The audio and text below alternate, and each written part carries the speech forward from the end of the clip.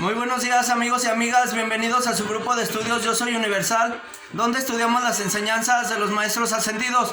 Vamos a continuar el día de hoy con nuestro curso Enseñanzas Perdidas de Jesús número 2, Misterios del Yo Superior. El día de hoy vamos a ver este capítulo que se llama Pensar en función de la cabeza y del corazón. Vamos a ver de qué se trata. Dice, detengámonos un momento y comencemos a meditar sobre el pensamiento. Sí, meditemos sobre el pensamiento. ¿Qué es el pensamiento? Hemos oído hablar del antiguo Thoth, el Atlante, el gran maestro Thoth. Y llegamos a percatarnos. Si nos paramos a pensar en la relación entre las palabras de que pensamiento y Thoth quizás sean lo mismo. En inglés sí son lo... Bueno, pensamiento en inglés es thought. Que la palabra pensamiento puede haber derivado de su nombre. Pero, sea verdad o no, esto no es tan importante como el hecho de que se nos ha investido con la capacidad de pensar. Sin embargo, este gran tanque pensante que tenemos, que viene siendo nuestra cabeza, y este otro gran tanque pensante que tenemos aquí en nuestro corazón, no siempre funcionan juntos, tal como debería ser, ya que el hombre debe pensar tanto con su cabeza como con su corazón. Lo que sucede es que separa el corazón de la cabeza y nos encontramos con que el corazón, el cual expresa los sentimientos del hombre, gobierna la cabeza. Así pues, en casi todos los casos en que entran en juego las motivaciones, por ejemplo, en el área de las ventas, cuando quieres venderle algo a alguien, te diriges a su cabeza y le dices, este producto va a serle muy útil, pero no muestras suficiente entusiasmo. Empiezas a citar hechos, cifras y gráficos y todo el mundo parece no haber quedado impresionado, como si no estuviera pasando nada. Pues en realidad no pasa nada. Al rato comienzas a tener una idea, captas el mensaje del corazón, empiezas a entusiasmarte y, con tu entusiasmo, estás creando un sentimiento contagioso que fácilmente capta cualquier nivel emocional. ¿Qué es la emoción? Es la letra E, energía en movimiento. Has creado un sentimiento, y donde se crea un sentimiento, ya sea bueno o malo, este dirigirá a la cabeza, y en la mayoría de personas ganará siempre. Así que si el marido está pensando con la cabeza y la esposa está sintiendo con el corazón, la esposa ganará. Pero si ocurre lo contrario, por extraño que parezca, él ganará. Y siempre sucede así. El corazón es el que dirige. Mas en realidad, la idea no es que funcione de esta forma. Debemos aprender a pensar con nuestro corazón y a gobernar nuestros sentimientos, con el fin de que no siempre seamos arrastrados por las mareas de la emoción. Cuando somos capaces de sentir con nuestra cabeza y de pensar con nuestro corazón, y viceversa, entonces tenemos una gran dualidad a nuestro favor y una situación privilegiada en la que, si a lo que queremos, sí, en la que sí, así lo que queremos, podemos tener control absoluto sobre nosotros mismos. Somos dueños de nosotros mismos. Somos capaces de pensar de la forma en que Dios desea que pensemos. Pensar con nuestra cabeza, pensar con nuestro corazón, sentir con nuestra cabeza y sentir con nuestro corazón. Podemos aprender a hacerlo por difícil que parezca.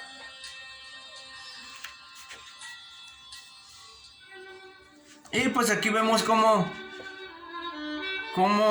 pues el gran maestro Thoth era un maestro en eso, en gobernar su pensamiento y su sentimiento. Como vemos, pues es más poderoso el sentimiento que el pensamiento. Entonces debemos encontrar un equilibrio. Entonces vamos a leer unas pequeñas...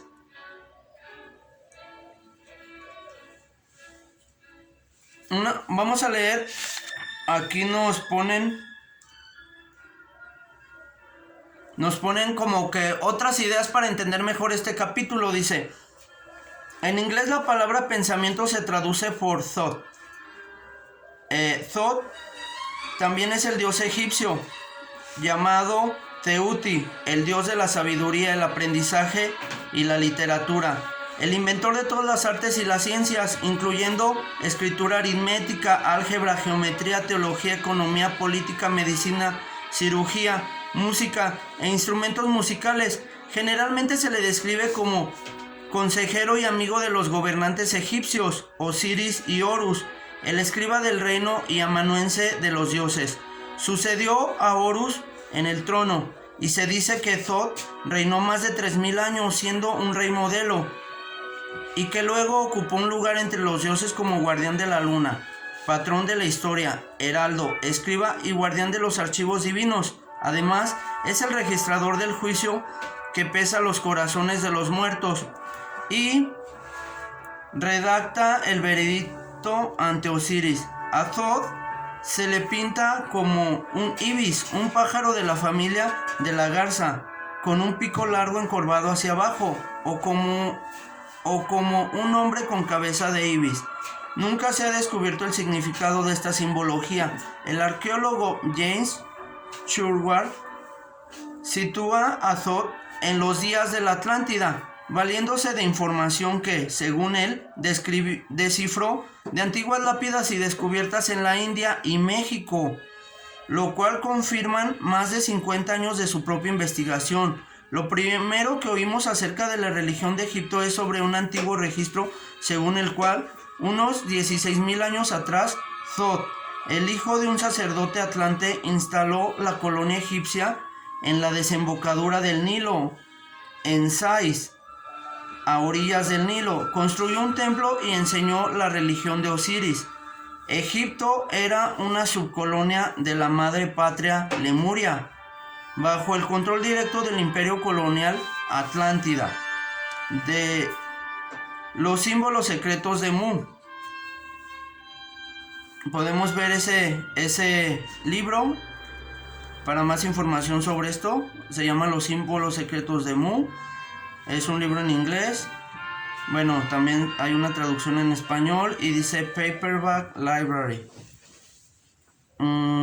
La librería Paperback lo editó. Y luego dice, los griegos identificaban a Thoth con su dios Hermes, el mensajero de los dioses, a quienes los romanos asociaban con Mercurio y con Hermes Trismegisto, que significa Hermes el 3 veces grande. Autor de textos sagrados y obras alquímicas y astrológicas, en la famosa piedra Rosetta grabada por los sacerdotes de Ptolomeo V en el 180 a.C. A Hermes se le llama el Grande, o 2 veces grande. Hargrave Jennings escribió en su introducción a una de las obras existentes de Hermes, The Divine Fimander. Los egipcios llamaron a Hermes Thoth. Thoth se concluye que por su sabiduría y habilidad, y maravillados por su profunda destreza en las artes y ciencias, el pueblo le dio el nombre de Trismegisto, o el 3 veces grande. Algunos han sido tan fantasiosos que lo han identificado con Adán, así como con Enoc, Canaán y el patriarca José. Tal vez a pesar de todas esas exageraciones, que son el destino de todos los hombres grandes y altamente distinguidos, quienes fueron deificados en épocas posteriores. El juicio más probable que cabe formarse con relación a él es que fue una persona genial, quien antes del tiempo de Moisés había inventado artes provechosas y enseñado los primeros rudimentos de la ciencia, y quien hizo que sus instrucciones fueran basadas en figuras emblemáticas, jeroglíficos, en lápidas o columnas de piedra, obeliscos, que repartió por todo el país con el propósito de iluminar a la gente y de establecer la adoración a los dioses. Otro Thoth o Hermes se dice que vivió en un periodo posterior. Fue tan alabado como el primero, y el término Trimegistro es particularmente apropiado para él. Según Manetón, un sacerdote e historiador egipcio de 300 años antes de Cristo, este segundo Thoth, tradujo de las lápidas de piedras grabadas que habían sido enterradas los caracteres grabados del primer Hermes y escribió su explicación en libros que fueron depositados en tiempos egipcios. El mismo autor lo llama el hijo de Agotodemón y añade que a él se le imputa el establecimiento de la sabiduría que enseñó el primer Hermes y el renacimiento de la geometría, la aritmética y las artes entre los egipcios después de que se hubieran perdido o abandonado mucho tiempo atrás. Se dice que escribió un gran número de libros como comentarios sobre las lápidas del primer Hermes, que trataban sobre principios universales, sobre la naturaleza del universo y el alma del hombre, sobre el gobierno del mundo por los movimientos de las estrellas, en astrología, sobre la luz divina y su sombra. Y en el libro de Divine Feimander o Hermes Mercurius Trismegistus, traducido por el doctor Everard en 1650. San Diego, Wizards Bookshelf, 1978. Y aquí describen las páginas. Dice, Manetón afirmó que Hermes escribió 36.525 libros y el filósofo neoplatónico Jámblico 330, que vivió en el 330 después de Cristo, fijó el número en 20.000. Clemente de Alejandría, teólogo griego y padre de la Iglesia, que vivió en el 215 después de Cristo, nombra 42 libros de Thoth que tratan acerca de la educación sacerdotal, rituales del templo, geografía, astrología, guía para reyes, himnos a los dioses y medicina, todos los cuales se perdieron durante el incendio de Alejandría. El autor escribe acerca del significado místico de Thoth. En sentido místico, Thoth o el egipcio Hermes fue el símbolo de la mente divina, fue el pensamiento encarnado, el verbo viviente, el tipo primitivo de Logos de Platón y el verbo de los cristianos, Artaud. Lo podemos ver, es más información de esto en Artaud, Hermes Trimegistre. Es un libro que se publicó en Londres en 1906. Y pues así, vemos cómo pues es importante pensar con el corazón, como dice el título, pensar en función de la cabeza y el corazón. Y pues miren, amigos y amigas, pues este capítulo se me hace un capítulo muy interesante y más que nada pues para personas como yo, pues es algo que es complicado de hacer, pero como todo, no imposible. Entonces con práctica podemos llegar a hacerlo, a coordinar nuestra mente con nuestro corazón, no dejar que estén como dos caballos desbocados, uno jalando para un lado y otro jalado para otro, equilibrarnos, más que nada es un equilibrio. Recordemos también a Cristo, que es un humano perfeccionado,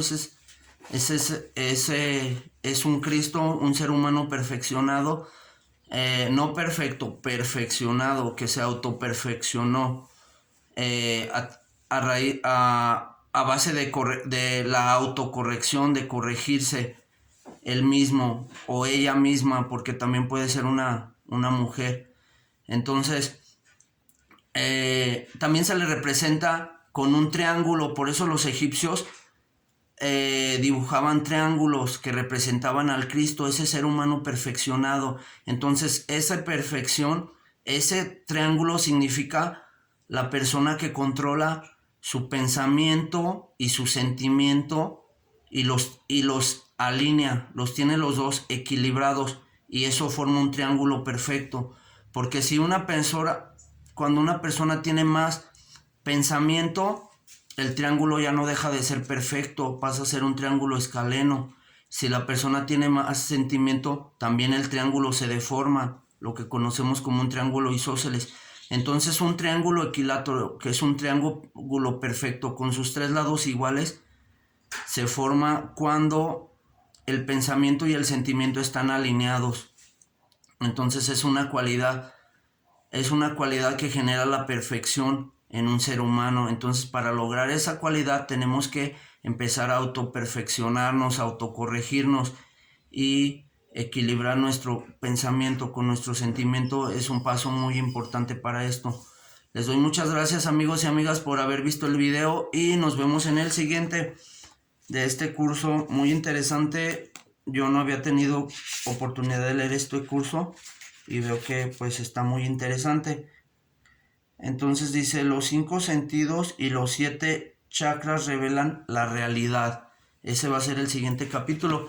Pues muchas gracias y nos vemos en el próximo capítulo. Hasta luego.